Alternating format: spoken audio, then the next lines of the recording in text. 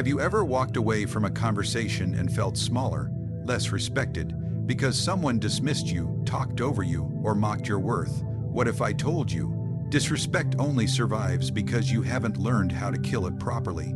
In this video, I'll teach you, through the cold and strategic lens of Machiavelli, exactly how to eliminate disrespect without ever raising your voice.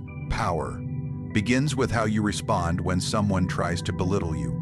Let's begin with a brutal truth, one most people are too soft to admit. Disrespect is not an accident, it is not a slip of the tongue, it is not someone just having a bad day. It is permission. It is the result of a pattern you have allowed to form. Not because you're weak necessarily, but because you've been unaware. In every human interaction, there's a silent negotiation happening. You teach people how to treat you, not through words, but through boundaries, or the lack of them. When someone cuts you off mid-sentence and you nervously smile, you've trained them. When someone mocks you in front of others and you laugh it off to keep the peace, you have just shown them that peace matters more to you than respect. Disrespect isn't always loud. It often wears subtle disguises. The colleague who always interrupts, the friend who only calls when they need something, the family member who downplays your ambitions and makes jokes in front of others. These are not small things. Each one is a message. You don't matter as much here, and each time you say nothing, do nothing, or rationalize it, you reinforce their behavior. Machiavelli understood this well. He knew that people do not respect goodness for its own sake. They respect strength. They respect discipline. They respect the man who enforces his value. And here is where most people fail. They believe that being understanding will win hearts. They think being agreeable will invite kindness.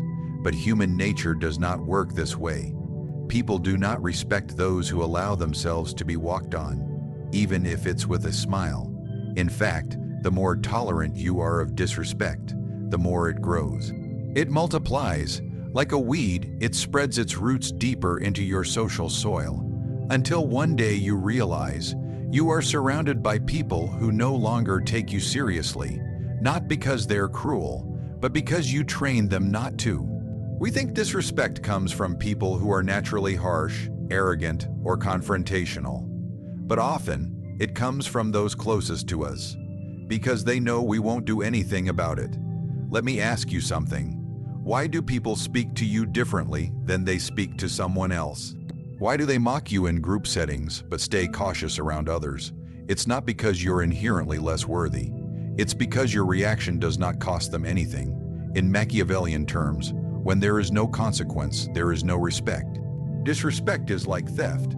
If someone steals from you once and you let it slide, they won't just steal again. They'll take more the second time. It starts with small things, a sarcastic tone, a condescending comment, a dismissive gesture. You don't say anything, you think, it's not worth it, I don't want to seem insecure, but every time you absorb disrespect, you bleed credibility, not visibly, but socially, psychologically. You become the person people talk over, the one they don't invite to serious discussions, the one they mock behind your back, because they've tested your limits and found none. Machiavelli would say, "It is better to be feared than loved, if one cannot be both." That's not a call to cruelty. It's a reminder, without consequence, love becomes comfort, and comfort breeds disrespect. So if someone repeatedly disrespects you, it is not because they're out of control. It's because you've created a space where that behavior is not only possible, it's safe. Safe for them, dangerous for you. Let's be clear. Disrespect does not survive where there is clarity, where people know, if they cross a line, there will be a cost.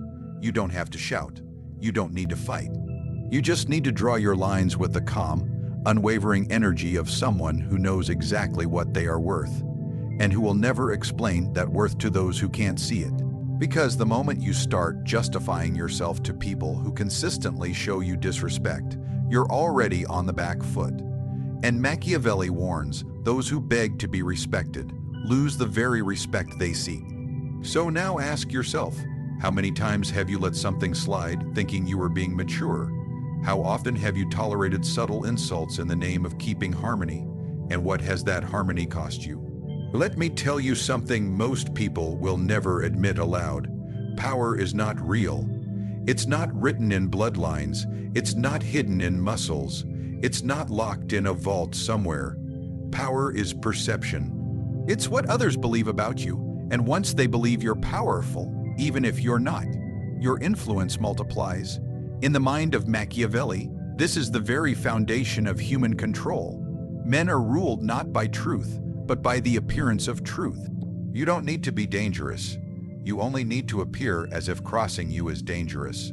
You don't need to always win. You just need to look as if you never lose. It is a game of symbols, of posture, of what your silence says louder than your words ever could. Think carefully. Have you ever seen a man who says very little, yet commands a room the moment he enters? He does not rush to speak. He does not react emotionally. He does not try to impress. And somehow, everyone watches him a little closer. That's not magic. That's not charisma. That's calculated perception. The weak scream, the strong stay still, and make others wonder. In every social hierarchy, power is a costume. Some wear it confidently. Others fumble trying to tailor it. But the ones who understand this truth, those are the ones who can rise without ever making noise. Most people get it wrong. They think power comes from proving themselves, talking more, showing off, trying to dominate every conversation. But the more you explain yourself, the weaker you look. Because true strength is not in being understood, it's in being felt. You don't tell people who you are. You let them sense that messing with you comes at a cost, even if that cost is mystery. Machiavelli wrote that it's safer to be feared than loved, and here's why. Love is earned slowly and lost quickly. Fear, however, is remembered, not the fear of violence, but the fear of unpredictability. The fear of someone who does not play by emotional rules. The fear of someone who doesn't need your validation, approval, or presence. The moment people sense that you are not emotionally reactive, that you are not easily baited, that your silence is intentional, that your boundaries are non-negotiable, that is the moment they begin to tread lightly. This is where perception shapes reality. If you walk into every room needing something, attention, praise, comfort, you look hungry, and people do not fear the hungry, they exploit them.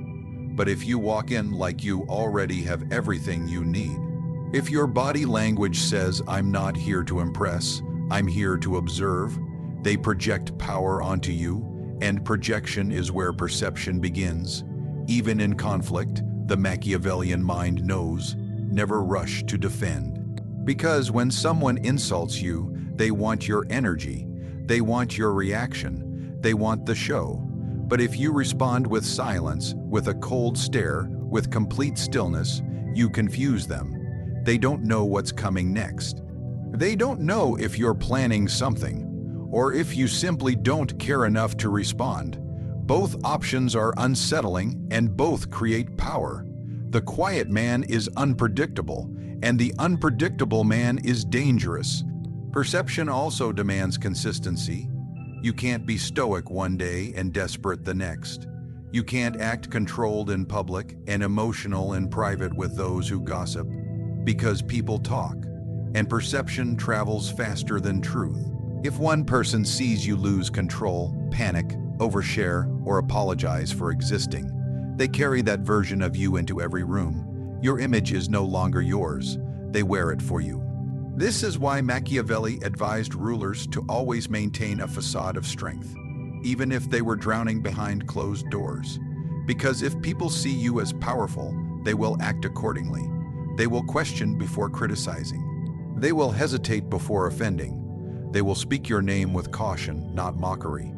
But if they sense fragility, if they smell desperation, if they see inconsistency, then your title, your talents, your truth, none of it matters, because you've lost the illusion, and without perception, power evaporates. In the world of strategy and respect, kindness without consequence becomes weakness. People may smile with you, joke with you, flatter you, but the true test of your power is what happens when someone crosses a line. Do they flinch? Do they stop? Or do they feel safe enough to do it again? Understand this. Disrespect once shown cannot be politely reasoned with. It must be punished, not emotionally, not explosively, but with precision, with purpose, with symbolism. Machiavelli taught that if punishment is necessary, it should be immediate, memorable, and above all, calculated. You do not wait, you do not overreact, you strike exactly where it hurts, and then you retreat into silence. Why swift? Because when punishment is delayed, the lesson is lost. When someone disrespects you and you let it linger, hours pass, days pass, you start second, guessing, and then, maybe, you respond. It looks insecure. It looks reactive. It looks like you're unsure whether you deserve respect at all. And worse, they've already moved on. You're punishing someone who no longer even remembers the crime, but when your response is immediate, when they say the wrong thing and your reaction cuts cleanly, instantly, they remember, not because you shouted, not because you caused a scene, but because your response was surgical, unmistakable, final. Swift action shocks the system. It signals that you are not to be tested again. It tells every onlooker, this person is not someone to cross lightly. People are always watching, even when they pretend not to. They observe how you let others treat you. They memorize what you tolerate. So when someone steps out of line, and you enforce a consequence with no apology and no explanation, you don't just teach the offender. You teach everyone else what your boundaries are made of. But here's the second law of Machiavellian punishment. It must be symbolic. Anyone can raise their voice. Anyone can argue back. But the strategist knows the most powerful punishments are not just loud. They are psychological. You don't need to destroy your enemy.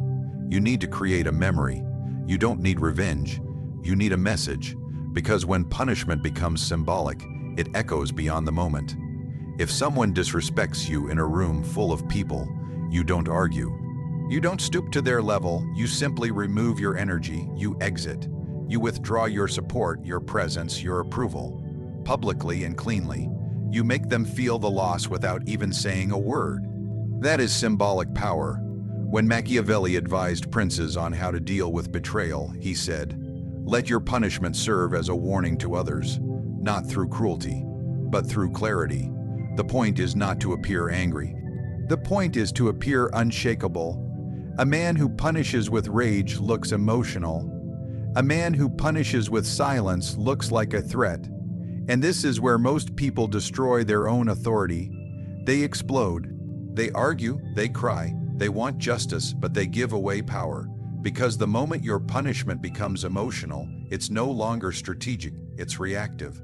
What you want is impact without theatrics. You want a consequence so perfectly tailored to the offense that the other person thinks twice before ever trying it again. They laugh at you in public, you remove access, you cut them off from what they value, whether it's your time, your attention, or your influence. They manipulate you in private. You don't confront them with complaints. You change your behavior. You let them chase what they once had freely. Symbolic punishment is not about revenge. It's about cost. You make them pay without ever naming the price, because the true Machiavellian does not bark. He bites once, clean, sharp, and unforgettable, and then he watches the ripple effect do the rest of the work. Fear is not born from how loud you react.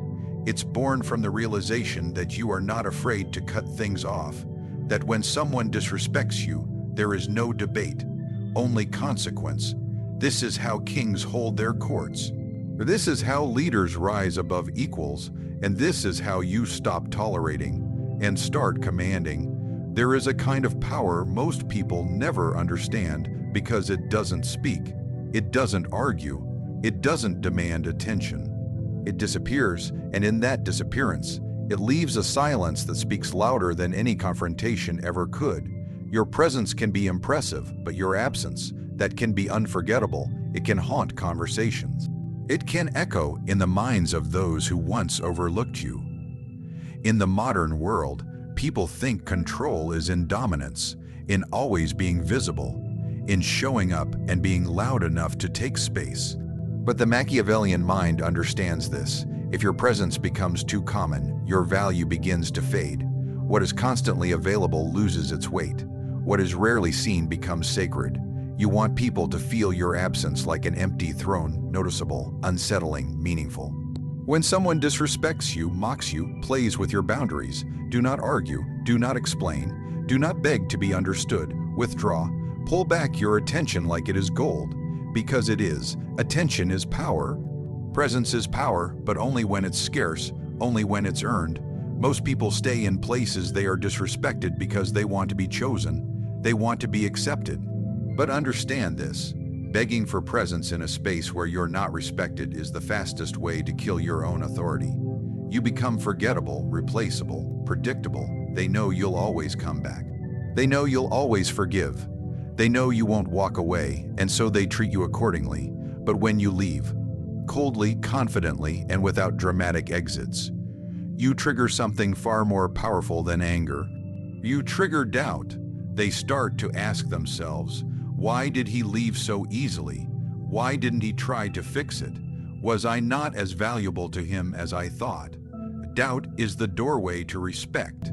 It makes people reflect in ways that arguments never will. You don't force them to see your value. You make them feel the absence of it. When Machiavelli observed the behavior of kings and diplomats, he noticed that their strength often didn't lie in words or swords. It was in how carefully they placed their presence. They would appear rarely, speak little, but their absence would always create a void. That void, that was their power. You have to understand something about human nature. People only appreciate what they fear losing. If you're always available, emotionally, physically, socially, you become background noise. But when you remove yourself, when you vanish from places where your presence was taken for granted, you become a question mark. A mystery, and mystery demands attention. The moment you stop showing up to defend yourself, to explain your worth, to chase clarity, that's the moment they realize they're no longer in control. You are. Because you did what most people are too afraid to do. You walked away when the respect ended. Absence also gives you leverage. While they talk, you stay silent. While they post, you disappear. While they gossip, you build.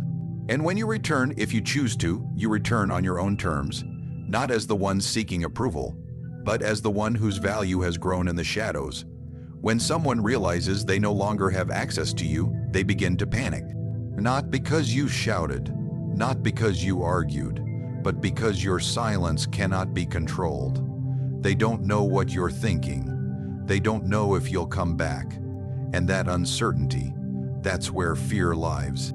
That's where respect is reborn. The weak believe presence is power. The strong know that controlled presence is power. This is why you never overexpose yourself. Even when you're loved, even when you're celebrated, you maintain space. Because distance creates curiosity, and curiosity fuels value, you must learn to let people sit with the consequences of losing you. Stop rushing to heal what they broke. Stop trying to remind them of your worth. Let them feel the cost. Let the silence stretch. Let the distance educate them, because your absence, when used with intent, is not just a reaction. It becomes a weapon, a signal, a lesson they will never forget. Disrespect is not an accident. It is a reflection of what you've allowed, and once you understand this, the game changes. You no longer beg for respect. You engineer it through the image you project, through the punishments you deliver, through the silence you weaponize, through the space you control. Machiavelli did not preach loud dominance. He preached strategic presence. He taught that in a world ruled by wolves, it is better to be feared than forgotten. And if people do not feel the cost of crossing you, they will cross you again. So do not chase respect. Do not explain your value. Let your perceptions speak. Let your consequences teach. And when necessary, let your absence remind them. You were never someone they could afford to lose.